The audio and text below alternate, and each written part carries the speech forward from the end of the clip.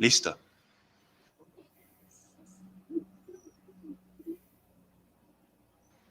Ya estamos en vivo. Muy bienvenidos a todos a este conversatorio. Y aquí le voy a dar la palabra introductoria al presidente del Partido Libertario Mexicano, Víctor Hugo Becerra. Muy buenas noches, muy buenos días, de acuerdo a la región, al país, el día que ustedes nos ven, porque bueno, esto también se va a grabar en YouTube. Y bueno, pues muchas gracias por asistir a este conversatorio del Partido Libertario MX. Es un ejercicio que hemos venido realizando mes tras mes, el último jueves de cada mes. Y bueno, la intención es discutir algunos temas importantes que se van dando dentro del contexto de cada oportunidad. En este caso, bueno, nos pareció muy interesante tocar el tema de la secesión, es decir, la separación que puede darse en el interior de una nación-estado por libre decisión de sus miembros. En México, bueno, es un discurso que ha estado permeando, no sé si bien o mal, no sé si correcto o incorrectamente, bueno, eso ya corresponderá a cada uno calificarlo. Nosotros no estamos promoviendo la secesión, simple y sencillamente queremos profundizar en el tema, que más gente lo conozca y a partir de ello, bueno, pues que tome sus propias decisiones, porque me da la impresión que en la discusión actualmente que hay en México, bueno, pues hay un gran desconocimiento de cómo puede realizarse, qué implica, cuáles son sus posibles beneficios, sus problemas también. Y bueno, pues para eso nos pareció muy adecuado invitar pues a una gente que dentro de la filosofía libertaria pues conoce muy bien el tema, que es el doctor Guillermo Rodríguez. Guillermo, bueno, pues él está en Venezuela, él es un activo participante, él realiza una muy esforzada y constante labor de promoción de las ideas libertarias. Y bueno, la intención, como les decía, del programa es básicamente discutir bajo la dirección de Guy el tema de qué implica la secesión en un Estado país y cuáles son los puntos de vista liberales comprometidos en este tema. Al respecto, bueno, yo solamente tendría que decir que en el caso mexicano, bueno, no existe una legislación, no existe una forma reconocida en la Constitución mexicana en el cual los habitantes de Nuevo León o de Coahuila o de Baja California, Chihuahua, de pronto decidieran someter a consulta popular y separarse de la federación. No, no hay. Dejemos esas ilusiones antes de poder siquiera plantearse estos temas. Bueno, tendríamos que hacer una buena revisión y convencer a una gran cantidad de actores políticos para introducir los cambios legales, constitucionales que se requieran. Y bueno, eso ya de por sí es un tema muy complicado. Pero antes de abordar esto y para saber todas las implicaciones del tema de la secesión, su experiencia en otros países, bueno, se da también esta discusión. Yo recuerdo hace unos años en Venezuela el tema de Zulia, bueno, fue un tema también muy candente. En México el tema del Soconusco, bueno, también es un tema que ahí está, que no se corresponde con la discusión actualmente de la República del Norte que algunos están proponiendo. Entiendo, por ejemplo, que el caso de Guayaquil en Ecuador, bueno, es algo muy similar, rechazando el centralismo de Quito. Bueno, la provincia de Guayas cree que tiene un trato fiscal negativo y algunas personas creen que una secesión pudiera representar una buena opción. Bueno, existen muchos otros antecedentes. Guillermo va a tocar un tema muy importante que es el de Liechtenstein, que me parece que es realmente muy interesante. Digamos que para todos aquellos que no sepan, bueno, probablemente Liechtenstein sea el primer estado libertario en el mundo. Perdón el oxímoron. Digamos que el único país libertario que existe en el mundo. Pero bueno, yo no me quiero adelantar. Yo le doy la bienvenida a Guillermo en este conversatorio, agradeciendo a Guy su amabilidad al presentarnos y al darnos la oportunidad de hablar de estos temas. Y Guillermo, pues esta es tu casa, de verdad muy agradecido por tu tiempo, por la generosidad de la que siempre te has caracterizado. Y bueno, ¿qué nos puedes decir del tema de la secesión en un contexto como el de Latinoamérica? Sobre todo entendiendo que este tema es importante en México después de la derrota de la oposición en junio pasado. Mucha gente pues no está de acuerdo con lo que sucedió.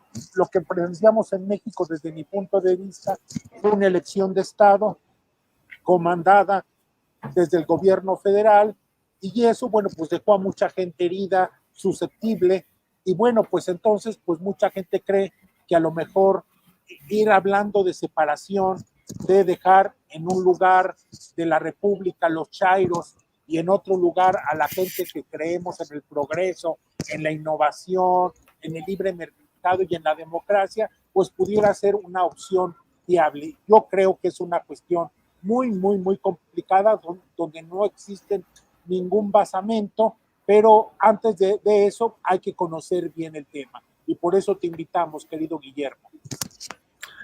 Muchísimas gracias, Víctor. Muchísimas gracias, Guy. Hola a todos.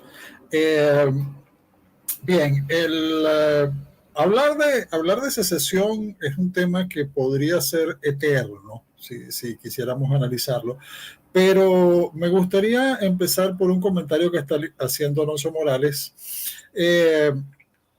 Liechtenstein reconoce el derecho a la autodeterminación en su constitución. Bueno, Liechtenstein lo que reconoce es el derecho de secesión de sus municipios. Es decir, un municipio, Liechtenstein es un microestado. Liechtenstein lo que tiene son 60.000 habitantes. Y sin embargo es uno de los estados más, es uno de los países más ricos de Europa. De hecho tiene un Producto Interno Bruto per cápita más alto que el de Suiza, del cual económicamente casi forma parte, de Suiza. Pero el punto interesante aquí es que Liechtenstein es el único estado que reconoce explícitamente en su constitución el derecho de secesión de sus unidades territoriales básicas, que en el caso de Liechtenstein son los municipios. No podrían ser los cantones como en Suiza, porque los cantones tendrían varios municipios y Liechtenstein es un cantón por sí mismo. Ahora bien, uno tiene que establecer una cosa muy importante. Si hay un lugar en el mundo donde es improbable que las personas reclamen el derecho de secesión, es en Liechtenstein.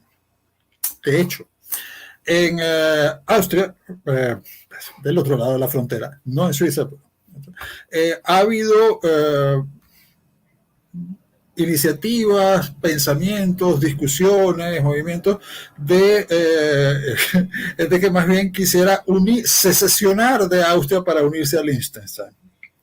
No quiero decirles que no ha prosperado mucho, porque en ningún otro estado que yo conozca, quizás hay alguna excepción que no conozco, pero creo que no, existe el derecho de secesión, no como una teoría dentro de la configuración de una confederación. En toda confederación, desde el punto de vista teórico, debería poder existir el derecho de secesión, pero normalmente no está reglamentado en las constituciones y normalmente no hay forma de ejercerlo.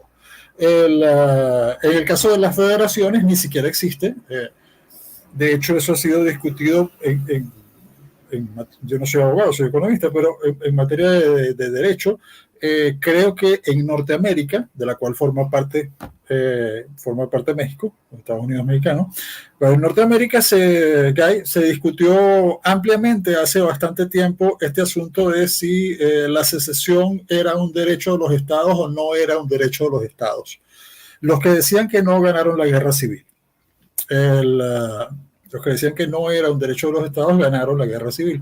Y uno tendría que preguntarse, y ese fue el tema de la guerra civil, ¿no era la esclavitud? Bueno, sí, básicamente era la esclavitud y también era el derecho de secesión de los estados.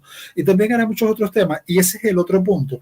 Las secesiones, cuando hay iniciativas o intentos o deseos o un trasfondo político, cultural para la idea de una secesión, se debe a que hay un conflicto político. Esto es casi que en términos de Carl Schmitt, aquel gran teórico de la política o del realismo político, que también era muy mala persona. Y es que hay una dialéctica de amigo-enemigo en todo esto. O sea, para que se forme el deseo de secesión tiene que cumplirse una serie de condiciones. La primera, tiene que haber una identidad nacional que desee secesionar. O sea, esto suena bastante extraño porque una identidad nacional es algo así como un fantasma que en el aire. No, lo que tiene que haber es una conciencia, una opinión mayoritaria compartida de una población de considerarse una nación, de considerarse diferente a una nación y de reclamar su derecho al Estado-nación. Esto significa que esta forma de secesión de la que estamos hablando, este tipo de secesión de la que estamos hablando, es un fenómeno de la modernidad. O sea, el Estado es un fenómeno que surge con el Estado moderno. Porque antes de esto, en el siglo XVII,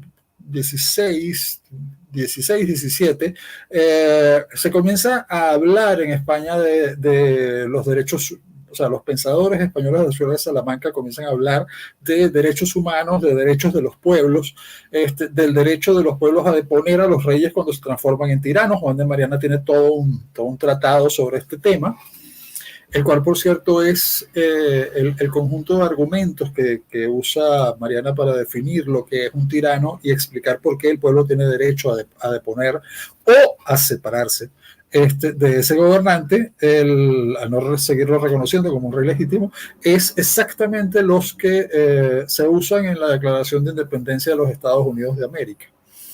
Y eso no es un accidente, porque el primer gran hispanista de los Estados Unidos de América fue quien escribió la Declaración de Independencia, Thomas Jefferson. Y era un conocedor de la obra de Mariana, de Azpilicueta y de otros. Sin embargo, ¿por qué mencionó esto? Porque la idea de que los pueblos tienen derecho a rechazar a sus gobernantes es una idea que surge en ese momento. Antes se planteaba si el gobernante tiene derecho o no a gobernar, si es reconocido o no, y lo que hoy en día llamamos tirano, a un gobierno que consideramos malvado, cruel, dictatorial. Pero tirano se llamaba en la antigua Grecia simplemente a un gobernante que no tenía derecho legal o derecho de sangre, derecho reconocido a gobernar, y generalmente eran unos tiranos sumamente populares, porque si estaban gobernando sin derecho a gobernar, significaba que los gobernantes legítimos habían sido tan impopulares que habían sido depuestos y la gente había reconocido o prefería a esos llamados tiranos. Entonces, la combinación entre el derecho de los pueblos a rechazar un gobierno que consideren tiránico, inconveniente, que afectaba a sus derechos. Mariana, por ejemplo, explica que el rey se convierte en un tirano cuando decreta impuestos sin autorización de las cortes, es decir, del parlamento, cuando establece formas de impuestos que no son sancionados por nadie mediante la destrucción del valor de la moneda, es decir, cuando produce inflación, y cuando ataca los bienes y las personas de los ciudadanos. Bajo este punto de vista, por ejemplo, todo estado del bienestar es una tiranía y podría ser depuesto. Entonces, las cosas hoy en día sobre la teoría son complicadas. Bien, el problema es que todo esto se planteaba como la idea de que no existía la nación, lo que hoy en día llamamos la nación o el Estado. Sí, por supuesto, existían naciones, pero la idea del Estado-nación que surge a partir de la Paz de Westfalia, forma una relación entre nación y Estado. Es decir, todo Estado quiere ser considerado una nación. Hoy en día hablan de estados plurinacionales. En realidad, el primer estado plurinacional que yo podría recordar y exitoso sería la Confederación Helvética, y es bastante antigua, pero recuerden de nuevo, es una confederación. Entonces, los estados modernos, son estados que normalmente surgen dentro de una nación porque son estados en donde ha surgido un estado con una nueva fuerza que jamás había tenido el estado en toda la historia humana, la que va a llevar a cierto rey francés a decir el Estado soy yo, lo cual suena muy espectacular, pero realmente ese señor lo que no tenía ni siquiera 10.000 burócratas. Hoy en día, o sea, el Estado francés es 50 millones de veces más poderoso, más grande, más costoso e interviene más en la vida de los franceses que todos los reyes del periodo absolutista de Francia. Es decir, el antiguo régimen tenía sistemas mucho menos poderosos que los estados modernos. Eso hace que la idea de la secesión surja en el mundo, la idea de la asociación como la conocemos hoy en día, surja en el mundo de la política de la modernidad. Y uno de los... ¿por qué? Básicamente porque el cambio el surgimiento de los estados nacionales crea una gran cantidad de tensiones en las lealtades. Yo creo que el primer ejemplo que a mí me gustaría poner, infinidad de ejemplos, pero un ejemplo que a mí me gustaría poner es que la estructura que más estabilidad le dio a Europa Central y en general al continente europeo durante el periodo previo a la Primera Guerra Mundial y después de las guerras napoleónicas, que fue un periodo de enorme inestabilidad, fue lo que llamamos el Imperio Austrohúngaro. Y el Imperio Austrohúngaro era la conjunción de una antigua monarquía premoderna, o sea, previa a la paz de Westfalia, previa a la idea de Estado de la modernidad y a las monarquías que se montaban sobre un Estado, a través de una especie de confederación donde el rey era corona de el mismo emperador, el mismo rey era corona de diferentes estados y mantenía una serie de legislaciones, derechos, sistemas y equilibrios de pesos y contrapesos entre toda esta diferente estructura para mantener una estructura común a la cual pues buen nombre le daban imperio, unión de varios reinos. ¿Por qué digo que el Imperio Austrohúngaro es el gobierno más tolerante que ha tenido Europa Central, el gobierno con más apertura hacia el libre mercado que ha tenido Europa Central, el gobierno que trajo más paz a Europa Central en toda su historia? Y sin embargo fue profundamente rechazado por el surgimiento de los nacionalismos y terminó colapsando en la Primera Guerra Mundial. Una de las razones por las que colapsa en la Primera Guerra Mundial es porque el nacionalismo de Estado, o sea, el Estado-nación, o la lealtad hacia el Estado Nacional, no es lo mismo que la lealtad a los monarcas que existía antes por parte de quienes los consideraban reyes legítimos. Es decir, la gente podía ir a morir por su rey, pero el grado al cual se llega de fanatismo en la estructura de un Estado nacional es muchísimo mayor. Entonces, evidentemente, pues los soldados austrohúngaros, entiéndase, quizás los austríacos, pero los húngaros ya menos, y el resto de pueblos que formaban parte del Imperio Austrohúngaro no estaban tan interesados en luchar en una guerra con las características de las monstruosas que tuvo la Primera Guerra Mundial, la Primera Guerra Mecanizada Moderna en realidad la Primera Guerra Mecanizada Moderna es la Guerra Civil de los Estados Unidos, pero la Primera Guerra totalmente mecanizada y completamente moderna, que es la Primera Guerra Mundial, a esa escala, pues quiebra totalmente el mundo previo y entonces la quiebra de ese mundo previo, la desaparición de los equilibrios que vienen después de la era napoleónica y la formación, la solidificación de todos esos estados nacionales europeos después de la destrucción del Imperio Austrohúngaro, lleva a una ola extraordinaria de secesiones, las cuales tienen una característica. La inmensa mayoría de las secesiones, históricamente hablando, antes de la modernidad y en la modernidad y en la posmodernidad, la inmensa mayoría de las secesiones han sido políticamente exitosas y un fracaso desde cualquier otro punto de vista. ¿Qué quiero decir con esto? la mayoría de los intentos de secesión han sido exitosos. Les pongo un ejemplo. Todo este continente, con la excepción de las colonias británicas, que todavía son colonias británicas en algunas islas y un par de pequeños territorios, una isla y un pequeño territorio continental que todavía son parte de Francia, una islita que todavía es parte de los Países Bajos, y por supuesto el dominio de Canadá, que sin embargo, sí, el dominio de Canadá jamás se secesionó. Pero todo el resto del continente es el resultado de una serie de secesiones. La primera secesión fue la secesión de las colonias norteamericanas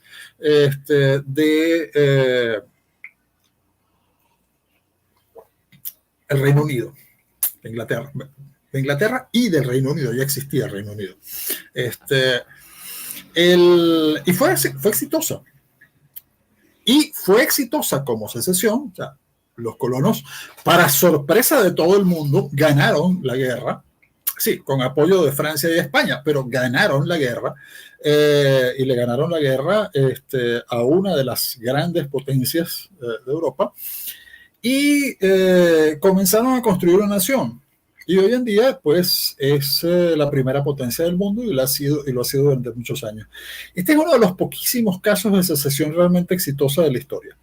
Ahora, si ustedes ven, en todo el resto del continente, empecemos por el caso de México. El virreinato de la Nueva España era, cuando todavía era el virreinato de la Nueva España, tenía un ingreso per cápita que probablemente era cercano al doble del que tenía en aquel siglo los reinos de la España peninsular, incluyendo a Canarias, que no es España peninsular, pero bueno, como es lo que quedó después llamándose España, pues considerémosla la nación española. Y resulta ser que el virreinato de la Nueva España era inmensamente más rico, pero además tenía un ingreso per cápita más alto. Pero además tenía condiciones de vida de la población que dentro del sistema virreinal estaba en el escalón más bajo. Población libre, por favor, aclaremos este punto. Población libre, la esclavitud es otro tema. Pero la población libre que estaba en el escalón más bajo de la sociedad tenía un nivel de vida significativamente más alto que la población libre que tenía el escalón más bajo de la sociedad en España y en cualquier otra parte del continente americano. En general, los virreinatos americanos tenían un nivel de vida más alta que la propia España. Es una de las razones por las cuales estallan las independencias. Las otras son un sentido de oportunidad y de circunstancia. Ahora, uno se preguntaría, desde el punto de vista político, a pesar de que sufrimos guerras de independencia terribles y después continuaron en guerras civiles extremadamente prolongadas, México es un caso interesante. México tuvo dos imperios, uno de ellos con gobernante extranjero importado, y creo que la guerra, si uno considera las guerras de independencia hispanoamericanas guerras civiles, lo cual es correcto, y investiga un poco, se dan cuenta que esas casi todas llegaron casi hasta el siglo XX. México es una excepción. México siguió durante el siglo XX en guerra civil, o sea, durante por lo menos casi los primeros 20 años. Entonces, el punto importante de todo esto es que esa secesión que fueron las independencias hispanoamericanas, de las cuales nacen nuestras naciones, desde el punto de vista de los resultados de nuestros proyectos nacionales, pues son un desastre. Las colonias eran más ricas en el mundo de su época, pero bastante más ricas de lo que han sido jamás ninguno de los estados nacionales hispanoamericanos, y más estables y más exitosas. Bueno, está bien, somos independientes, todavía no logramos desarrollarnos y prosperar, ni siquiera volver a alcanzar en escala el nivel que tuvimos. Entonces, ustedes verán, secesión de los futuros Estados Unidos de América. Las 13 colonias se secesionan con éxito el imperio inglés, el primer imperio británico. Lo que pasa es que después el imperio británico se vuelve algo tan importante históricamente que lo que podríamos llamar el segundo imperio británico es el imperio británico. Bueno, las terminologías son problemáticas. Pero las 13 colonias se secesionan exitosamente del Reino Unido. Se separan de Inglaterra, al diablo con el rey Jorge. maravilloso, y se convierten en un Estado sumamente exitoso a largo plazo. Claro, ese Estado sumamente exitoso sufre un intento de secesión por parte de los Estados Confederados del Sur. Recuerden que los Estados Unidos de América, aunque hablan el mismo idioma y tienen la misma historia, desde el punto de vista sociocultural están compuestos como mínimo por 4 naciones. ¿Okay? Los yanquis conforman una nación, los sureños conforman otra nación, el noroeste conforma otra nación, y el oeste conforma otra nación. Y esos son 4. Ahora, el oeste, sinceramente, no incluye a Texas. Texas por sí misma es otra nación. ¿Por qué? Porque tienen sus propias características socioculturales, independientemente de que hablen el mismo idioma. Entonces, sería la unión de 4 o 5 naciones que se ha mantenido estable, ¿okay?, con características de imperio republicano, o sea, imperio republicano, república exitosa, o sea, toda república exitosa es técnicamente un imperio republicano, en el sentido que lo era Roma, la primera república exitosa de la historia. Otra cosa son repúblicas como las repúblicas renacentistas de las ciudades italianas, pues otro modelo republicano. La república moderna, bueno, la república moderna tiende a funcionar de esta forma. La república moderna tiende a lograr unificar varias naciones dentro de un solo Estado nacional por la estructura de pesos y contrapesos de una república. Ahora, un Estado central, fuertemente central, como por ejemplo Francia, no puede manejar esos esquemas de pesos y contrapesos y necesita la unidad absoluta, total y monolítica de la nación francesa. Por eso son sumamente intolerantes con el surgimiento de culturas nacionales fuertes. ¿Okay? No les gustan las diferencias porque temen la secesión. Y además temen a su propia historia. De hecho, hicieron durante la Revolución el primer genocidio de la historia moderna, pero bueno, esa es otra historia. El asunto es que si avanzamos hasta el periodo que nos interesa realmente, que es el que viene de la Primera Guerra Mundial hacia adelante, que son las secesiones que nosotros conocemos, vamos a ver que la inmensa mayoría de los proyectos secesionistas tienen éxito. ¿Por qué tienen éxito? Porque enfrentan a estados sumamente débiles o a estados que ya se están desmoronando. Cuando los intentos o los esfuerzos o las aspiraciones secesionistas no tienen éxito, cuando enfrentan a un estado fuerte que no se los permite. ¿Okay? Es decir, un ejemplo tonto. Yo no diría que España es un estado fuerte, o sea, honestamente, con su actual situación política, económica, sociocultural. No es un estado central, es un estado construido de regiones, es un estado donde muchos de su legitimidad histórica está seriamente colocada en duda, es un estado cuya intelectualidad odia a la propia nación española. Es una situación bastante difícil. O sea, si ustedes hablan, o sea, si yo, es algo que por cierto Guy nos podría comentar algo al respecto. Hoy en día se está viendo un poco en los Estados Unidos de América, o sea, el odio de la intelectualidad a la propia historia de la nación de la cual forman parte. Cuando tú mencionas, o sea, si tú ves hace, no sé, 30 años, tú hablabas de John Paul Jones, todo el mundo decía, oh, wow, sí, un gran hombre. Hoy en día, no, eso debe haber sido un traficante de esclavos en el Atlántico. Bien, eso es un problema interesante porque ese problema lo tiene España desde hace cierto tiempo, porque se asocia la historia, ¿okay?, con ciertos regímenes políticos que se quiere rechazar. Eso en el caso de España. Y sin embargo, ¿okay?, los nacionalismos periféricos españoles que eran fuerzas muy cohesivas hacia lo que podríamos llamar la nación española premoderna, es decir, sumamente leales al rey. ¿Okay? Cataluña siempre fue sumamente leal al rey, un solo rey.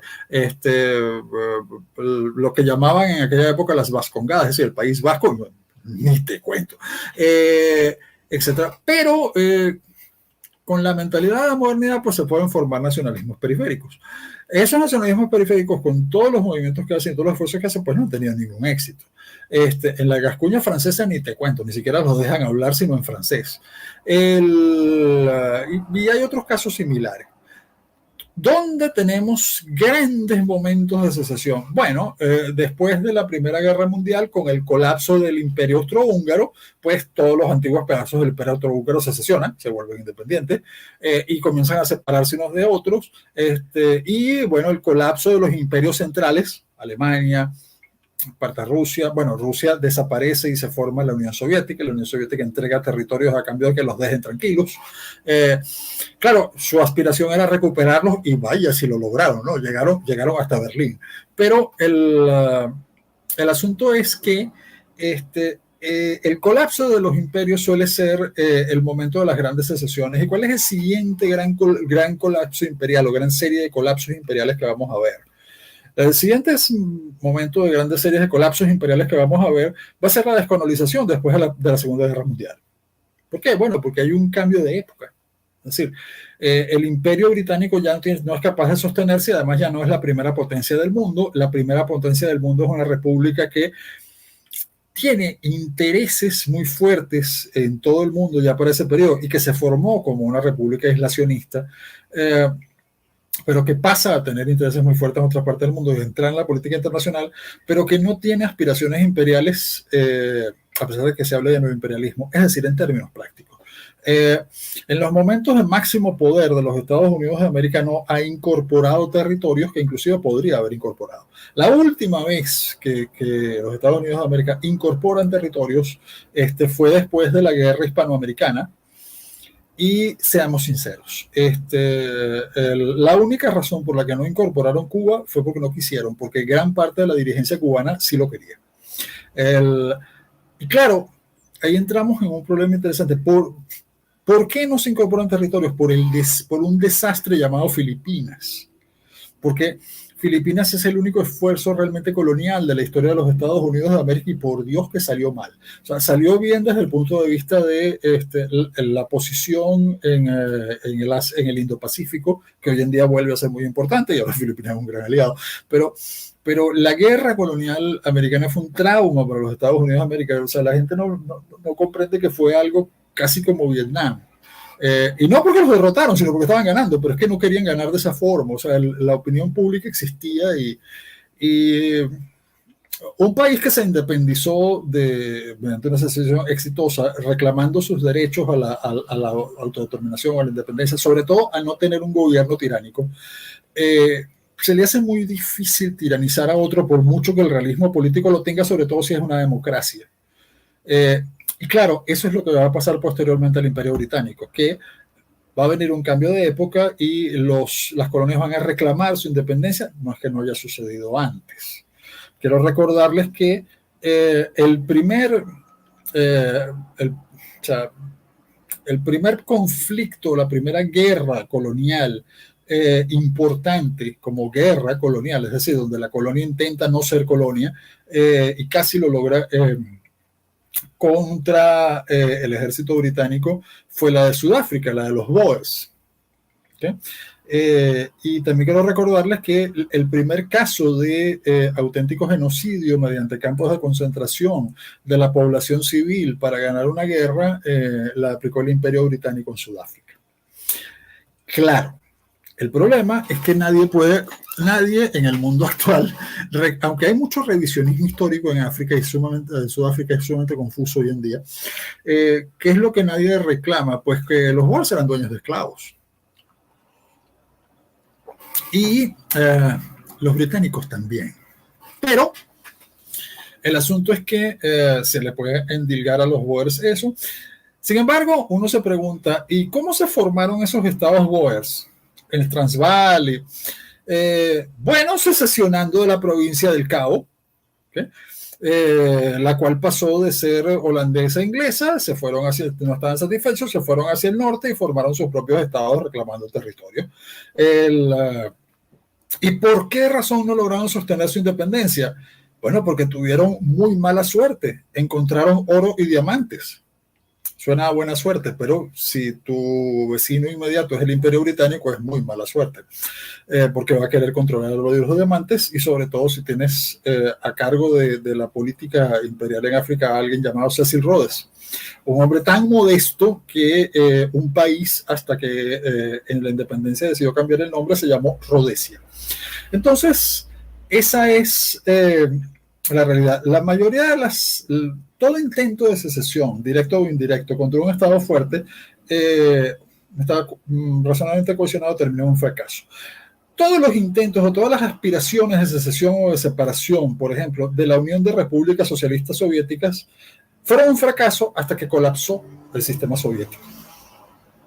Cuando colapsó, tuvimos una ola absoluta de secesiones. ¿Okay? Olga e Iván querían montar la república de Olga e Iván, pero hasta ese momento los chechenos querían separarse, los tungusos querían separarse, los mongoles pero no podían, y terminaban todos muy juntos en los gulags, muriendo, y de formas horribles. Entonces todo Estado fuerte, en particular un Estado socialista, hace prácticamente imposible una secesión.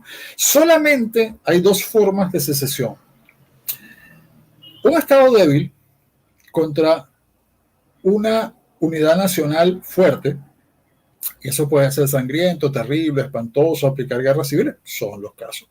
O un Estado débil que se está desmoronando, ¿okay? Y eso permite las secesiones pacíficas. ¿Okay? Son los únicos casos históricos que conocemos. Ahora, ¿en qué se basa la idea del derecho de secesión? La idea del derecho de secesión se basa en tres ficciones, y quiero ser muy claro en esto, en tres ficciones jurídicas y filosóficas. La primera ficción es la existencia de las naciones. Ok, ¿cómo es eso de que la existencia de las naciones es una ficción? Las naciones, sí, claro, por supuesto que las naciones existen, pero son una ficción porque las naciones no son sino un conjunto de creencias compartidas. ¿Okay? Y ese conjunto de creencias compartidas normalmente incluye una enorme cantidad de mitos. Y los mitos, sobre todo los mitos nacionales, por definición, son ficciones. Claro, por supuesto, yo podría, por ejemplo, ir a la teoría del mito de J.R.R. Tolkien y decir que el mito es un mecanismo para transmitir una verdad que de forma simple que no puede ser explicada de otro modo. Es decir, el mito de la nación es el mito simplemente de que un grupo de personas tiene un conjunto de intereses, de costumbres, de usos, costumbres, características culturales comunes que le hace más cómodo vivir juntos y gobernarse o darse su propio gobierno, y le hace mucho más difícil tolerar el ser gobernado por otro grupo diferente. Bueno, sí, eso es la nación. Ahora, convertir eso en el mito nacional de la modernidad, pues ya es otra cosa. Entonces, ¿qué requeriría una nación? Un idioma propio. Bueno, mire, si eso es el requisito, ¿por qué se habla tanto en el siglo XIX del idioma como característica de la nación? La Kulturkampf alemana. La batalla cultural, la primera vez que se habló de batalla cultural, Kulturkampf, batalla cultural. Bueno, porque Alemania no existía, según había dicho uno de los más grandes intelectuales de Francia, Voltaire. Y por supuesto los alemanes se ofendieron mucho. Y dijeron, no, ¿cómo que Alemania no existe? ¿Nosotros qué somos? Bueno, ustedes son un montononón pero una cantidad descomunal de paisitos, algunos insignificantes y otros un poco más grandes como Baden y Prusia, y el que lo decía era un gran amigo del rey de Prusia. Alemania no existe. Existe Prusia, existe Baden y existe un montón de cosas extrañas que nadie sabe qué son. Claro, esa es la visión de un francés. Pero los alemanes pensaban que Alemania sí existía, es decir, que existía la nación alemana, y además pensaban que existía el Volksgeist, el espíritu del pueblo alemán que mantenía toda esta serie de características. Y el nacionalismo alemán, cuando surge el nacionalismo, las fuerzas nacionales del siglo XIX para reunificar territorios como por ejemplo Alemania o Italia y las guerras de unificación, uno de los grandes elementos para definir el derecho a ser una nación y a tener su Estado nacional es el idioma, italiano, alemán. Claro, como Bismarck era un hombre que tenía muy claro exactamente lo que quería, de hecho lo tenía tan claro que en una ocasión, en una escena en el Reino Unido, le preguntaron que cuáles eran sus planes para Alemania ahora que estaba ascendiendo en la política alemana, y él explicó, bueno, reunificar Alemania completamente bajo el rey de Prusia, no como rey, sino como emperador, no de Alemania, sino alemán. Y para eso, pues, necesito primero hacer una guerra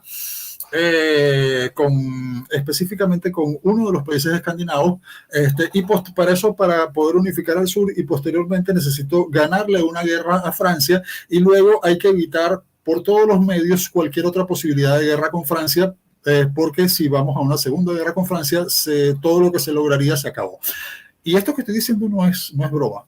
De hecho, los ingleses se reían, hasta que uno que sabía bastante más de política que el resto les dijo, oigan, amigos, este hombre está hablando en serio.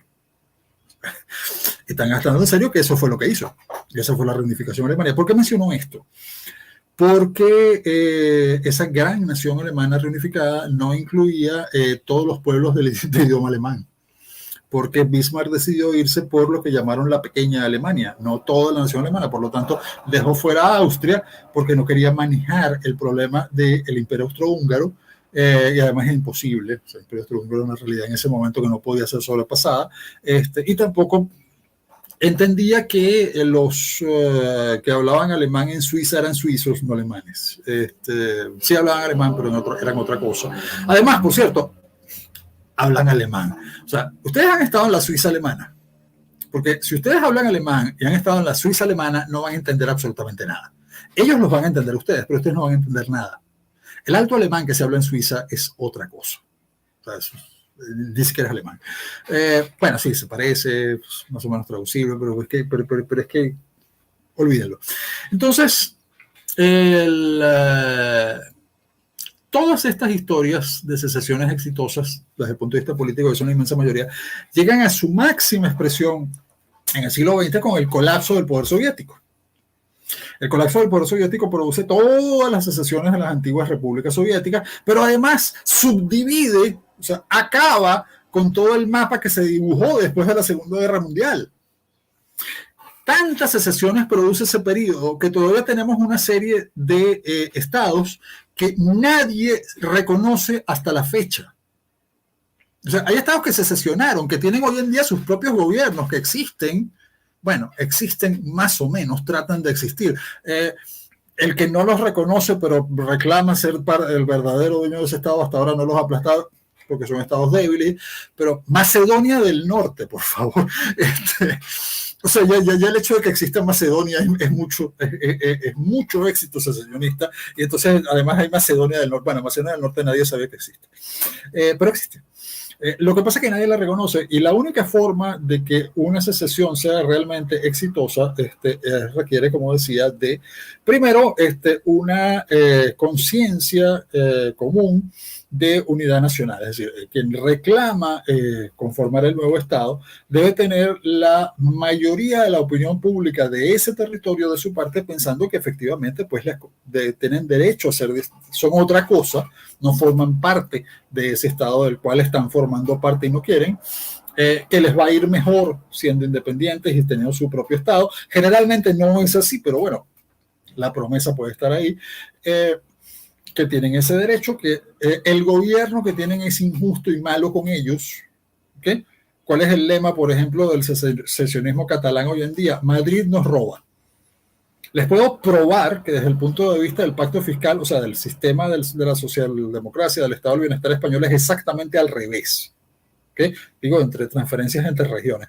Pero bueno, existe esa conciencia, existe esa propaganda, existe esa idea, cierta o falsa, en algunos casos es cierto, en otros es falsa. O, por ejemplo, los que secesionaron de la antigua Unión Soviética, de ese antiguo imperio del mal, literalmente el imperio del mal, Mordor, por Dios.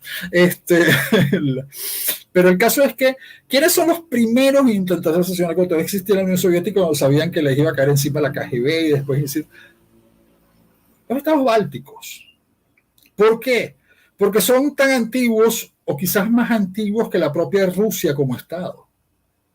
O sea, existían como estados premodernos cuando la idea del Estado ruso todavía es más o menos mítica con Rurik y los vikingos, pero ya los bálticos tenían estados medievales. Entonces, claro, hay toda una larga historia y durante gran parte de esa larga historia pues les fue mejor que a los rusos. Cuando cayeron bajo el gobierno ruso no les fue bien en general y bajo el gobierno soviético no te quiero contar lo mal que les fue. Claro, por supuesto que se secesionaron y por supuesto que les fue muy bien. Esas son las repúblicas que se secesionaron del poder soviético más exitosas de todas son las bálticas, particularmente Estonia. ¿Cuáles son las a cuáles les ha ido peor? ¿A cuáles les habría convenido quedarse siendo estados rusos? A las de Asia Central. Pero ¿cómo se sesionó Asia Central? Porque los jefes del Partido Comunista, al cual estaban derrocando y prohibiendo en Rusia, mantuvieron el control en Asia Central. Y entonces, caramba, ellos no querían secesionar de la Unión Soviética, pero la Unión Soviética había dejado de existir y querían seguir gobernando sus propios pequeños imperios. Secesión. Así las cosas, como ustedes verán, el problema de la secesión tiene muchísimas promesas y podemos hacer hermosísimos discursos sobre el derecho a la autodeterminación de los pueblos y la unidad nacional y demás, pero tendríamos que sentarnos a definir qué es un pueblo, qué es un Estado, qué es un derecho de un colectivo, ¿okay? Y cuáles son las posibilidades reales de llevarlo a cabo, de materializarlo en el mundo real. ¿Y cuál es el costo de esa materialización? ¿Requiere o no requiere una guerra? ¿Requiere o no requiere derramar sangre? ¿Y en qué condiciones se puede llevar a cabo? Pero sobre todo, ¿cuál va a ser el resultado final? Como les decía, casi ninguna secesión puede ser calificada de exitosa si el éxito es que al territorio que se ha separado le vaya mejor como nación separada de lo que lo fue como parte de la otra nación. Casi ningún caso es así. ¿Quieren excepciones? Bueno, sí, por supuesto hay excepciones. Los Estados Unidos de América son una excepción. Estonia es una excepción. Muchos de los estados que se secesionaron de otros estados tras el colapso soviético y por lo tanto el colapso de toda Europa, de toda la Europa central detrás del muro de Berlín, pues sí, por supuesto. Si mañana, o sea, más bien la historia por desgracia se está moviendo en la dirección, y no hablo en términos hegelianos, digo la historia en términos de realidades de poder geopolítico. Si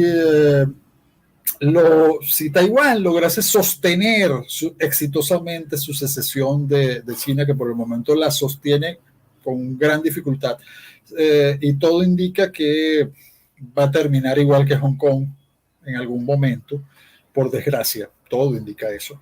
O quizás no, pero en todo caso, esa sería una secesión enormemente exitosa. ¿Okay? Claro, si Hong Kong pudiera separarse nuevamente de China para ser independiente, ser parte de China, les iría de maravilla como micropaís independiente, mucho mejor de lo que les está yendo en este momento. Y sin embargo, China es una gran potencia económica hoy en día. Pero, entonces, consideren lo siguiente. Hablaban, por ejemplo, Víctor había mencionado casos como varios casos en Hispanoamérica. Mira, en Hispanoamérica hay muchos tipos de proyectos secesionistas. Casi todos tienen muy poca base. Muy poca base.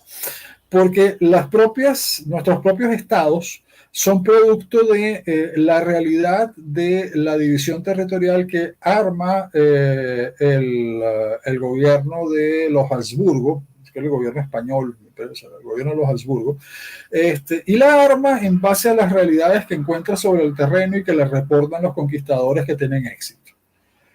Entonces, claro, encuentra, bueno, aquí existen estas formas de gobierno. Entonces, claro, ¿dónde se montan los grandes virreinatos? Donde ya existían estados de cierto peso e importancia.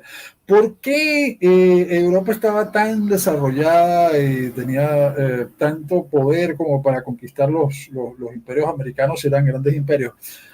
Bueno, porque básicamente la geografía importa y este continente tiene un eje de norte a sur, mientras que Eurasia tiene un eje de este a oeste. Y eso produce que la comunicación, el intercambio, el comercio, el intercambio de tecnologías y sobre todo de tecnologías agrícolas se mueva a gran velocidad cuando tú tienes un eje este-oeste y se mueva muy lentamente o casi no exista, sobre todo con tecnologías agrícolas, cuando tienes un eje norte-sur y por lo tanto el desarrollo se vuelve más lento. Además, en América no había una serie de especies animales sumamente aprovechables como el caballo, el burro, el ganado vacuno. ¿Qué te cuento? A África le pasó exactamente lo mismo. Y ustedes me dirán, oiga, no, pero yo sé que en África hay cebras. Sí, pero no son domesticables. Pero hay elefantes. Sí, pero los de la India son mucho más son casi domesticables. Los de África son entrenables solo hasta cierto punto. Sí, pero imagínense un ejército montado en rinocerontes. Imagínate domar un rinoceronte. En resumen, o sea, era un problema de recursos en los inicios de las civilizaciones. Eso fue lo que pasó. Claro, cuando importas todos los recursos, el ganado y todo lo demás. Les doy un ejemplo cruel. Está un libro que les recomiendo que se llama, ¿cómo es que era? Disculpen, se me fue de la mente. Era, estoy diciendo reclusos, cárcel, en algún momento lo recuerdo y se los digo, que habla de lo que fue la conquista del norte de México, durante lo que podríamos llamar el periodo colonial. Y se va a encontrar un problema interesante. Por ejemplo, ¿por qué los que los aztecas llamaban chichimecas solían ser caníbales? Pues porque la única fuente de proteína eran los otros seres humanos, es decir, no había ganado. Sí, bueno, habían unos pocos ciervos, pero con lo que era el clima bueno, los mexicanos me entenderán. Sé que les va a parecer horrible, espantoso lo que estoy diciendo, pero lo que me entenderán es el problema geográfico. Una vez que ustedes se mueven hacia el norte, lo que se van a encontrar es un gigantesco desierto con muy pocos recursos en la mayor parte del territorio.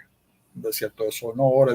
Entonces, conquistar eso fue una cosa espantosa. Lograr pacificar eso fue una cosa espantosa, y tan espantoso fue que cuando México obtiene su independencia, se secesiona de España, lo primero que le va a pasar en muy poco tiempo va a ser perder esos territorios. ¿Frente a qué? Pues frente a una potencia mucho más grande en el norte. Y esa es la otra forma de secesión posible. Texas. Cuando alguien se secesiona a un estado con la expresa intención de unirse a otro estado. ¿Qué requiere eso? Que el estado al que te quieras unir sea mucho más poderoso que el estado del que te quieres separar, ¿okay? Que quiera apoyarte en el esfuerzo, que te apoye en el esfuerzo y que lo haga con razonable éxito. Caso que sufren los mexicanos. Horror para el orgullo latinoamericano. 3/4 partes de lo que he dicho es horror para el orgullo latinoamericano. La otra cuarta parte es horror para el orgullo español. A todos les da un poco. Pero, ¿qué es lo importante aquí? Lo importante aquí es entender que hay muy pocas secesiones exitosas, pero que toda discusión sobre la posibilidad de tener un mejor gobierno en un mundo en que los gobiernos son una realidad, yo preferiría un mundo en que, déjenme plantearlo de otra forma, en un mundo donde los estados son una realidad, es difícil tener un mejor gobierno. Los estados tienden por su propia naturaleza a derivar hacia malos gobiernos. Las mejores formas de organización de una república tienden, por la propia naturaleza del Estado moderno, a sobrecrecer y a sobrepasar sus sistemas de pesos y contrapesos. Friedrich Hayek, por ejemplo, hacía una serie de propuestas para decir, bueno, lo que se inició, por ejemplo, lo iniciaron los suizos después de la guerra napoleónica, lo que hicieron los americanos en los Estados Unidos de América, lo que se intentó en otras partes, fue exitoso en cierto momento, pero eventualmente se encontraron mecanismos para sobrepasar esa división de poderes mediante mecanismos partidistas, mediante los grupos de intereses, mediante todo este tipo de juegos. Rubén, voy a hablar de eso dentro de un instante. Rubén Flores pregunta que si la diferencia entre secesión y balcanización es muy poca. No, en serio, de verdad, parece que fuera mucho, pero no, es muy poca. Es simplemente es un tipo de secesión, seamos francos. Lo que pasa es que es un tipo de secesión de las cuales son obviamente menos exitosas o más desastrosas. Porque tú tienes secesiones de estados muy pequeños, incluso microestados que son sumamente exitosos, así que no es nada más por el tamaño. El problema de la balcanización es que los Balcanes son un territorio en el cual durante siglos colisionaron imperios. Es decir, durante siglos el imperio austrohúngaro, que antes fue el imperio central, es decir, el Sacro Imperio Romano Germánico, que a su vez durante un cierto periodo fue el imperio español, porque el emperador de España, de todos estos virreinatos, de Filipinas, bueno, todavía no en ese momento de Filipinas, pero ya de ciertos territorios en el Pacífico, de Italia y de todo el imperio central, era el mismo. Entonces, y del otro lado estaba el imperio turco, que hasta el siglo XVII todavía es una gran potencia. Entonces, si colisionas dos grandes imperios que van a estar permanentemente en guerra, aunque el comercio sigue fluyendo, y para colmo de males tienen dos religiones diferentes, y por lo tanto se usa la religión como mecanismo de control del territorio. Es decir, si convierto a la gente a mi religión, entonces van a quedar atados a mi imperio, porque no quieren ser gobernados por los infieles, y veces si convierto a la gente al cristianismo, cuando tengas un territorio donde constantemente los territorios estaban cambiando de unos a otros, y además tienes el problema de que sí, suena muy interesante esto de islámicos, cristianos, pero después hay católicos y ortodoxos. Y después aparecen los protestantes. Y del otro lado tienes sunitas, chiitas, ciertas versiones turcas del asunto que difieren de las árabes, tienes drusos, tienes...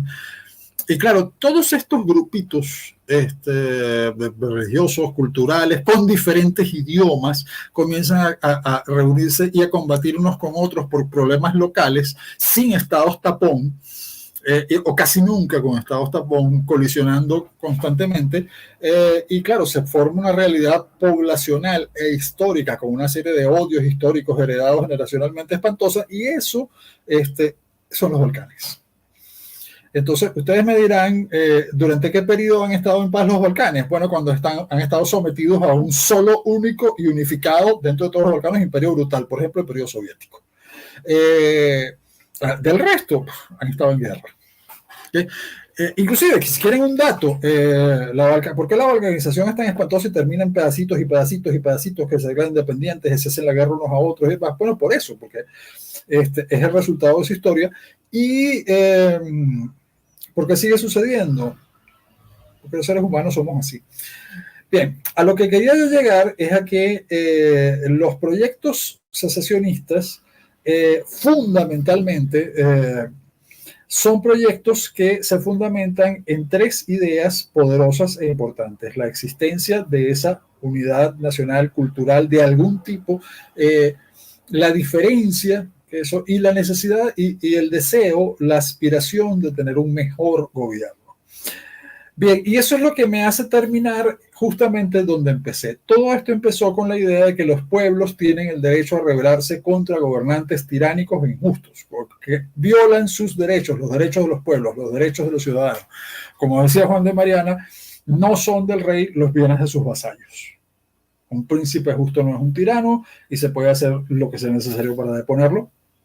Y una de las alternativas que Mariana no se plantea, pero que existió y se practicó, fue separarse de él. Es decir, ya no queremos que seas nuestro príncipe. No es que vamos a quitarte la corona, sino vamos a separarnos de tu soberanía. Bien, qué curioso, cuando esa ha sido la forma de secesión, tenemos los pocos casos de secesión realmente exitosa, no solamente exitosa en lograr la separación y el reconocimiento político de terceros, que es la otra parte necesaria para una secesión exitosa, sino en terminar en circunstancias mejores que las que tenían cuando eran parte de ese otro estado. Repito, Estados Unidos de América, Estonia, Letonia, Lituania, buena parte de Europa Central. Los checos les veo mejor como checos que como eslovacos, creo que hasta los eslovacos. Sin embargo, hay otra gran cantidad de casos. Todas las partes del Imperio Austrohúngaro, incluyendo Austria, les ha ido peor, todas.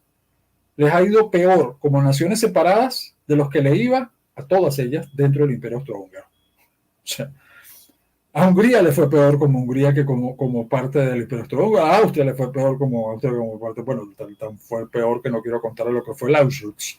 O sea, la unificación con Alemania y todo eso. Pero todas las partes del Imperio Austrohúngaro le fue peor. A la mayor parte de las repúblicas que se sesionaron de la Unión Soviética no le fue peor porque la Unión Soviética era una realidad monstruosa. Pero si somos francos, la gran promesa de que se iba a avanzar hacia economías de mercado y democracias, ¿en dónde se ha verificado? ¿En Rusia? No. ¿En Ucrania? Lo más posible, hasta cierto punto. Hasta cierto punto cuando tienes a Rusia tratando de invadirte todo el tiempo. En los estados bálticos, que no es que estén sometidos a más opresión, sí, con éxito, con bastante éxito. Y en el resto de las repúblicas soviéticas, hermano, en ninguna. En ninguna. En ninguna de las de Asia Central, en ninguna de las de Kirguistán, ninguna. ¿Okay? ¿Y cuál fue la única que no se logró separar? Pues los que están pidiéndolo desde la época de los zares, los chechenos. Qué ironías tiene la secesión. Así las cosas, en el caso de Hispanoamérica, para terminar, ¿cuáles son los grandes reclamos de secesión mejor fundados? No digo que tengan razón, que está bien, que les iba a ir mejor, que deban separarse. Creo que esos estados nacionales tienen sentido y les va a ir mejor si permanecen unidos. Pero idioma, historia, mito, promesa, ideología y teoría política para lanzarse una teoría secesionista tienen, por ejemplo, y además con impulso revolucionario, marxista y demás, ciertos grupos indígenas como sobre todo en Chile y Argentina, sobre todo en Chile. En Bolivia es todo lo contrario. En Bolivia tienes aymaras, tienes quechuas y tienes unas regiones que rechazan al gobierno central de La Paz, pero al mismo tiempo que están rechazando el socialismo, la versión bolivariana del socialismo boliviano, o la versión de Foro de Sao Paulo boliviana. Y bueno, eso no ha tenido éxito, obviamente, pero está más o menos anclado en las diferencias históricas en las dos grandes naciones indígenas que conformarían parte del territorio de Bolivia. Se podría justificar lo mismo en cualquier otra parte. Y el resto es detenerte a pensar si la sociología, es decir, si la cultura que se conformó por usos y costumbres comunes a lo largo de siglos de una parte de un país está tan profundamente diferenciada del resto del país como para que la gente sienta en algún momento la necesidad de reclamar la secesión. Sí, eso va a suceder. Pero solamente va a suceder cuando se sientan, y digo literalmente, odio esto de se sientan, pero cuando se consideren, lo estén o no, pero cuando tengan la conciencia y la consideración de considerar que están siendo injustas y muy mal gobernados, ¿okay?, por el Estado central, que es probablemente lo que algunas personas están pensando en este momento en ciertas regiones de México. Y no solamente en el norte, donde lo pueden pensar personas que quizás de repente tienen ideas liberales o libertarias, sino en el sur, donde todavía tenemos grupos que tienen ideas más a la izquierda que Sheinbaum, y que estarían encantados de sesionar si pudieran. En fin, es sumamente complicado. Ahora, México. ¿Cuál es la realidad de México? Bueno, la realidad de México, mis queridos amigos mexicanos, que ustedes la conocen mejor que yo, pero yo desde fuera les puedo decir ciertos elementos de la historia, es que en México es, como todas las naciones hispanoamericanas, producto de el proceso colonial español. Y el proceso colonial español no es realmente un proceso colonial porque es la construcción de virreinatos, los cuales no son colonias. Entonces, esos virreinatos, como eran entidades reinos por sí mismos, por eso tenían un virrey, era un reino, el cual era gobernado por un virrey en nombre de su rey, o sea, era el mismo rey para varios reinos, el reino de la Nueva España, el reino de Castilla, el reino de Aragón, el reino de Nápoles y de las dos Sicilias, eso era el imperio. Pues aquí lo conformaron parecido, y sobre las realidades de lo que conquistaron. Por supuesto, en donde el territorio era más pobre, la realidad de la población local no tenía un gobierno previo suficientemente organizado, entonces no se crea un virreinato, se crea, por ejemplo, una capitanía general.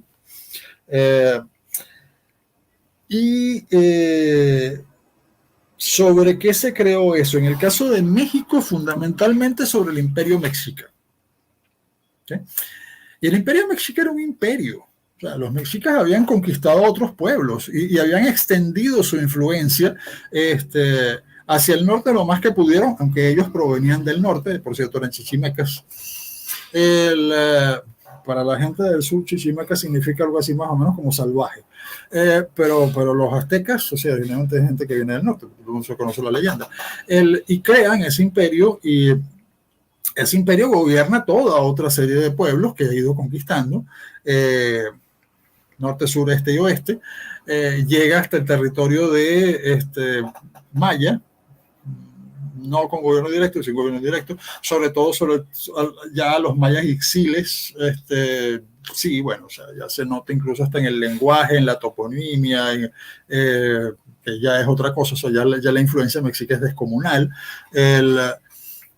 Y bueno, entonces, claro, por supuesto, si cualquier parte de México quisiera un día secesionar, podría retrotraer a las realidades, combinar las realidades actuales de cualquier tipo de insatisfacción política regional con realidades históricas previas incluso a la conquista, porque la conquista se monta sobre otra conquista. Por cierto, se monta sobre un proceso de liberación de la conquista anterior. O sea, Hernán Cortés hace la guerra a los aztecas con los ejércitos de los pueblos que los aztecas habían conquistado. Porque ustedes se imaginarán que un pequeño grupo de españoles no iba a derrotar al ejército azteca. Por mucho que tuvieran mucha mejor tecnología militar, pues la verdad que los números no daban. ¿Okay? Pero ya, bueno, con infantería suficiente y con fuerzas de élite, con armamento muy superior y tácticas muy superiores, bueno, ya la cosa cambia y se puede derrotar un imperio. Entonces, esas son las realidades de la secesión. Estoy tratando de aplicar el máximo realismo político. Si ustedes querían que les hablara de la teoría, pues la teoría simplemente es que cuando un grupo de seres humanos que se considera a sí mismo un pueblo con usos, costumbres, tradiciones e historia común, se identifica como nación y reclama la existencia de su propio Estado nacional, necesita secesionar de la unidad estatal de la cual formaba parte, si es que ésta existía. Esto es la secesión, no es otra cosa. Para bien o para mal, exitosa o fracasada, con prosperidad o con miseria, le fue peor o le fue mejor, pero eso es la secesión. En algunos casos se ha logrado en paz, en otros con mucha sangre, en algunos casos no se ha logrado, en otros sí. En la mayoría, irónicamente, en la mayoría de los casos sí, en algún momento de la historia. ¿Y cuál es la principal fuente de grandes secesiones en la historia humana? El colapso de grandes estados. Cuando los estados muy grandes geográficamente se debilitan por la razón que fuera, por ejemplo, por tener un sistema económico inviable, caso Unión Soviética, pero no el sistema económico británico no era inviable, se debilita por la competencia con otros estados y por la realidad de la geopolítica, de los cambios geopolíticos de la época, el Imperio Británico. Todos los imperios coloniales europeos se debilitan y colapsan tras la Segunda Guerra Mundial porque entramos en una nueva dinámica que fue la Guerra Fría, que fue la competencia entre dos bloques. Y bueno, en ese escenario, pues el bloque del mundo libre, que dirán, no era el mundo libre, bueno, comparado con el otro, sí. Es decir, hasta las peores dictaduras del lado que se llamaba el mundo libre eran dictablandas comparadas con las menos cruel de las dictaduras del otro lado. Así que sí, sí era el mundo libre. Lo más libre que la realidad permitió. Mientras que del otro lado era lo más monstruoso que la realidad humana soportó. Cuando esas estructuras colapsan, por las diferentes razones, tenemos las grandes cantidades de secesiones. ¿Y cuál es la otra forma? Entonces ustedes me preguntarán, pero entonces colapsó el Reino Unido para que se separaran los yanquis, que por cierto fueron los primeros, después de que surge lo del sur y bueno, ya existía lo del sur, pero el asunto no, pero lo que pasa es que lo que digo es que los yanquis ideológicamente fueron los ideólogos de la separación, los ideólogos de la independencia. Y sin embargo, los grandes teóricos y pensadores de esa independencia fueron sureños. Pero los que más profundamente la deseaban estaban en el norte. El punto es que no, para nada. Perdón, doctor Guillermo, ¿usted está seguro de lo que está diciendo? Porque primero, la única razón, no es la única razón, pero una de las principales razones por las que se logra esa independencia es porque el Reino Unido estaba en una profunda crisis y porque tenía importantes problemas, precisamente la que había llevado a los americanos a querer separarse.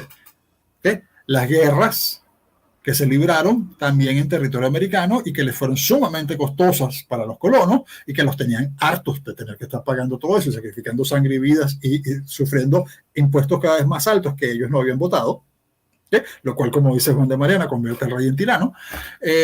Sí, eso es. Entonces, sí, el imperio estaba en problemas. Lo que pasa y el shock que significó la independencia de los Estados Unidos de América, tener que reconocerla fue tan, bueno, intentaron 2 veces reconquistar el territorio, no nos olvidemos de eso. Mantuvieron una guerra naval contra los Estados Unidos de América, con el cual habían firmado la paz, ¿okay? Durante varias décadas. ¿Okay? Los ingleses les costó mucho terminar de reconocer este asunto.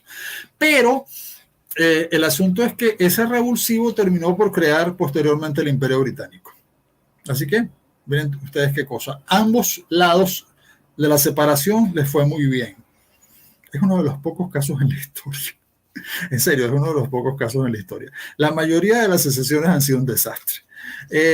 Y sin embargo, sigue habiendo una muy buena razón para que los libertarios simpaticemos con el concepto del derecho de secesión. Y es que si fuera, en la medida que fuese reconocido como un derecho que se puede ejercer pacíficamente mediante métodos democráticos por parte del territorio que se quiere secesionar, pues le podría permitir a la gente separarse de un gobierno muy malo y que viole sus derechos. Es una de las posibilidades. ¿Okay?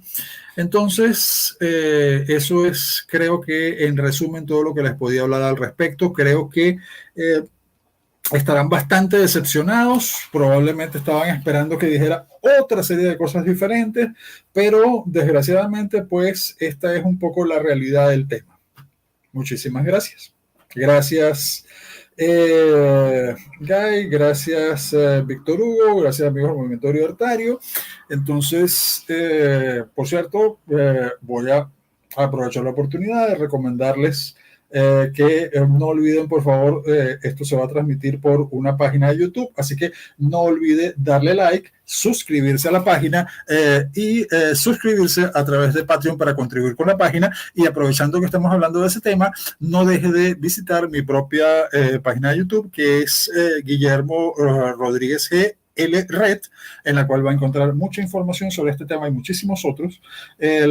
Y no deje de también ir a la página de YouTube del Movimiento Libertario Mexicano. Y en todos los casos, quiero decirles que siempre recuerde, denos like. Los likes son muy importantes. Suscríbase a Patreon. Suscribirse a Patreon es todavía más importante. Síganos viendo y gracias por estar aquí con nosotros. Muchísimas gracias, doctor Rodríguez. Y sí, invitamos a todos a dar un like y suscribir a las redes del partido, a las redes y de las cuentas del doctor Rodríguez. Y de nuevo, le agradezco muchísimo por dar este discurso tan interesante y muy pleno que incluso a mí, como soy originario de Rusia, ¿sí? Es como escuchar esta perspectiva sobre la Unión Soviética, este movimiento secesionista ahí en Rusia, como de Chechnya y todo esto. Esto fue muy, muy interesante y tal vez Víctor va a tener una palabra para concluir este conversatorio y darnos alguna perspectiva como, así como más mexicana y algún mensaje para todos los libertarios y los que están interesados en el tema. ¿Cómo Por favor. no? Muchas gracias, Guy. Guy Verdi, muchas gracias, doctor Guillermo Rodríguez, realmente, bueno, impresionante tu sapiencia y la forma en transmitirlo. Muchas gracias porque nos das muchos elementos de reflexión y también de acción. Muchas gracias, Guillermo. Y bueno, pues a seguirle. Yo déjenme comentarles que, bueno, en la página web de México Libertario, bueno, van a encontrar algunos trabajos sobre secesión. Yo pienso publicar, se nos viene el 143 cumpleaños de Ludwig von Mises este fin de semana y pienso subir un artículo, una entrevista de Hans Hermann Hoppe sobre el tema de la secesión desde el punto de vista de Mises, que no es un tema que tratara mucho, pero tratándose de Hoppe y tratándose de Mises, bueno, puede ser muy, muy interesante aprovechando este 143 cumpleaños de Ludwig von Mises. Entonces, bueno, pues a seguir reflexionando sobre ese tema. Yo tengo mucha simpatía, como mencionaba Guillermo en el tema, porque, bueno, es el tema de la secesión, es una de las salidas, una de las formas de escape al monopolio de los estados, sobre todo de gobiernos abusivos, y vaya que en México, bueno, pues tenemos experiencia en esto. México nunca ha sido un gobierno democrático, más que muy recientemente y está terminando, con un aplauso, no con un quejido, y bueno, pues hay que lucharle. Y a mí me da la impresión de que, bueno, yo nunca he sido muy partidario del tema de la secesión, aunque reconozco sus virtudes, esta forma de huir de los gobiernos tiránicos, abusivos, del monopolio de la fuerza, y bueno, hay que seguir reflexionando sobre esto.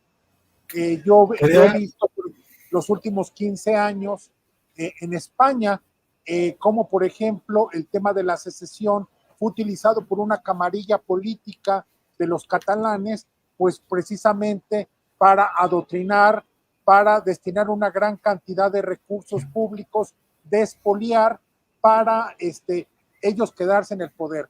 Por cierto, aprovechando el argüende que hizo Claudia Sheinbaum y Andrés Manuel López Obrador sobre no invitar al rey, bueno, pues entonces vamos a tener aquí a una de estas beneficiarias de esta pandilla política, que es Ada Colau, la vamos a tener representando a los españoles y es una gran vergüenza.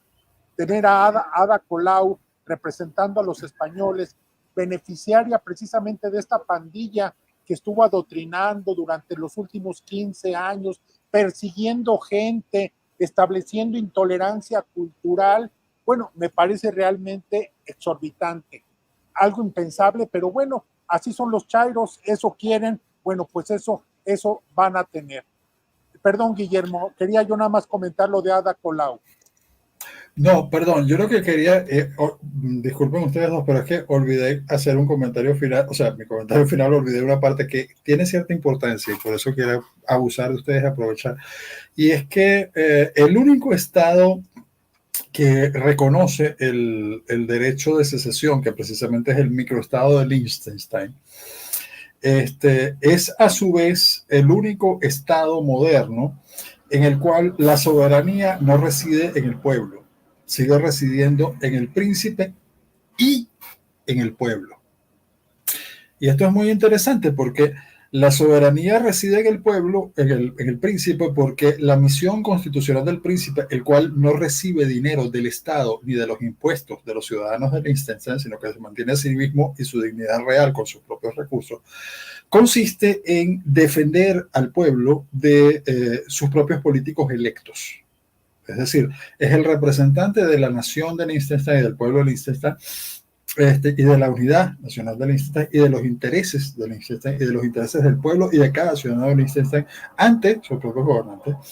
Mientras que la misión del gobierno electo de Liechtenstein es defenderlo defender la soberanía del pueblo de la soberanía del príncipe. El príncipe tiene la misión de defenderlos de sus representantes electos, y el pueblo tiene la última palabra para decir si sigue reconociendo o no a su soberano como soberano y a sus gobernantes como gobernantes. Si a ustedes les parece que esto comienza a parecerse casi que al paraíso anarcocapitalista, es porque es lo más parecido que existe en el mundo real a eso. Y solamente es un microestado que ni siquiera tiene ejército y que es defendido por Suiza. Pero, y esto es muy, muy importante, pero por algo se empieza. Es decir, la democracia empezó y de forma desastrosa, como un fracaso descomunal, hace siglos.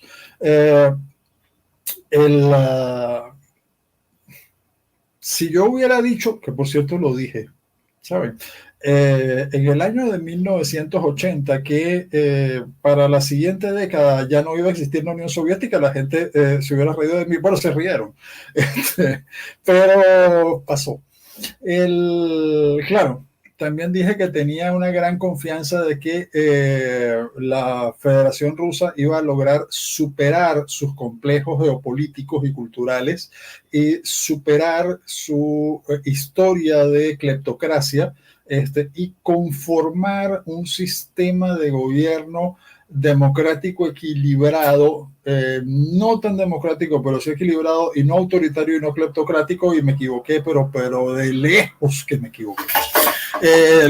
Y también dije una vez que pensaba yo que nunca jamás iba a volver el autoritarismo a México, y parece que también me equivoqué. Así que en algunas cosas importantes acierto, en otras no. Pero en algo que sí les puedo decir que voy a acertar, es que la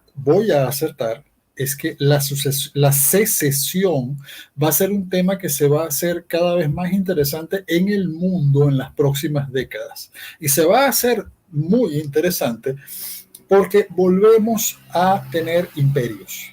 Y no me refiero a la Segunda Guerra Fría, que ya la estamos viviendo, sino al concepto de las organizaciones supranacionales como la Unión Europea, que están conformándose como sobreestados, o sea, estados sobre estados nacionales, superestados o supraestados. Eso es lo que solíamos llamar imperio.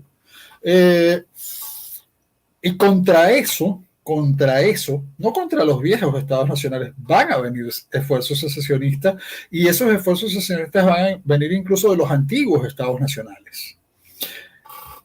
De hecho, un primer caso de secesión del siglo XXI, aunque ustedes no lo crean, aunque técnicamente no sea una secesión, y termino de verdad con esto, fue el Brexit. El Brexit fue la secesión de los británicos de la Unión Europea. Y sí, fue una secesión democrática, fue pacífica. Después podemos discutir si le fue bien o mal, si tenían razón o no. Tenían toda la razón del mundo. Cualquiera que quiera separarse de la Unión Soviética Europea, que dirige Bruselas, tiene razón. Ya, después que lo hayan hecho bien ellos por su lado, ya es bastante discutible. Pero eso lo vamos a ver y lo vamos a seguir viendo. Porque mientras existan estas estructuras y mientras existan estados descomunales, ¿okay?, vamos a ver cada vez más presiones secesionistas, y algunas de ellas van a ser exitosas. Gracias. Gracias, Muchísimas Guillermo. gracias. Sí. Mira, yo nada más quisiera dos comentarios muy breves. Bueno, sí, simplemente, tener cuidado con el tema de la secesión. No pervertirlo en aras de configurar, de ir creando una pandilla política que se aproveche de estos esfuerzos y de este discurso. Allí está el caso de los catalanes, y a quienes y a quien vamos a tener como representante de los españoles en unos días en la figura de la demagoga de Ada Colau, que bueno, no se diferencia mucho de Sheinbaum. Entonces, bueno, tener cuidado en cómo manejar este tema, pero sí invito a toda la gente de que reflexione porque es también la forma de decirle a este régimen populista abusivo, bueno, de que no se está dispuesto a aceptar todos sus abusos y que la gente está dispuesta a encontrar salidas, vías de escape a la amenaza de la fuerza. Pero bueno, hay que ser cuidadosos y no prestarse a la demagogia y a la utilización por parte de algunos actores políticos. Y la gente debe de reflexionar. Yo, por ejemplo, para este programa, Guillermo, bueno, pues también estuvo buscando gente que está hablando en las redes sobre el tema, y bueno, nadie quiso dar la cara, nadie quiso prestarse, ya había gente que me había confirmado y finalmente, pues ni nada, ya no me dijo voy a estar. Bueno, pues sí, es muy fácil hablar, es muy fácil andar allí, aprovechar el anonimato y estar entonces hablando, pero bueno, lo importante es llevar esta reflexión a la acción, dar la cara, con el cuidado respectivo, pero sí, me parece que muchos de este discurso que actualmente existe es justificado, es una prevención a un estado de cosas bastante abusivo, autoritario que se nos viene.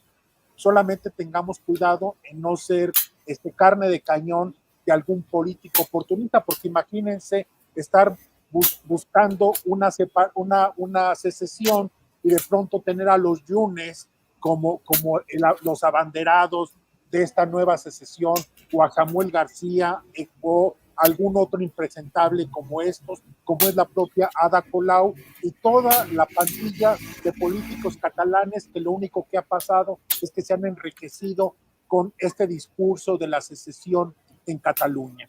Bueno, solamente yo quería decir esto, sigan a las redes de México Libertario y del Partido Libertario MX, su página web, que la logramos levantar después de algunos problemas técnicos que tuvimos, y bueno, pues a reflexionarle, pero sobre todo a dar la cara, actuar, reflexionar y compartir el esfuerzo, cooperar, porque eso es lo que hacemos los libertarios, es buscar el contacto con otros, la colaboración, la cooperación, el intercambio con otros, y bueno, esta es la forma de hacer política por parte de los libertarios. Adelante, Guy, te agradezco mucho, gracias, Guillermo, de verdad muy impresionado por todo lo que aquí nos has dado. Esperemos que el público también lo vea así, yo estoy seguro que sí, pero bueno, pues a seguirle reflexionando en este tema, hay que hacer más actividades sobre ella. Gracias, Guy. Muchísimas gracias, Víctor. Muchísimas gracias, doctor Rodríguez. Yo solo quiero, pues, repetir las palabras del doctor y de Víctor sobre que hay que estar más unidos, especialmente en esos tiempos tan, cuando pues, la tendencia autoritaria se pone más y más aparente y más dura, ¿sí? Hay que estar más juntos, más unidos. Y aquí estamos en las redes, nosotros los libertarios en México, y los intelectuales de Venezuela como el doctor Rodríguez. Entonces, sí, yo de verdad espero que seguiremos en esos temas que, sí, la verdad, provocan mucha emoción, a veces mucha frustración, especialmente lo conozco desde el caso de Rusia, sí, pero de todos modos, mientras podemos aprovechar esos espacios libres para poder platicar sobre esos temas muy interesantes y muy como que se tratan de la libertad, ¿sí? lo vamos a aprovechar y vamos a hablar de todo esto. Y les agradecemos a todas las personas que nos siguen. Y sí, yo solo quiero decir que hay que platicar más, hay que escuchar más y hay que tomar más acciones, ¿sí? En esta lucha por la libertad en México, en Venezuela, en cualquier parte del mundo. Sí, muchísimas gracias por estar con nosotros a todos y especialmente a nuestros invitados.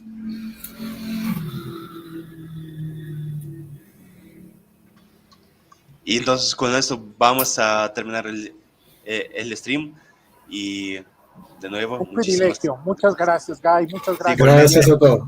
Muy buenas noches a todos y muchísimas gracias. Descansen. Igualmente, hasta luego, bye.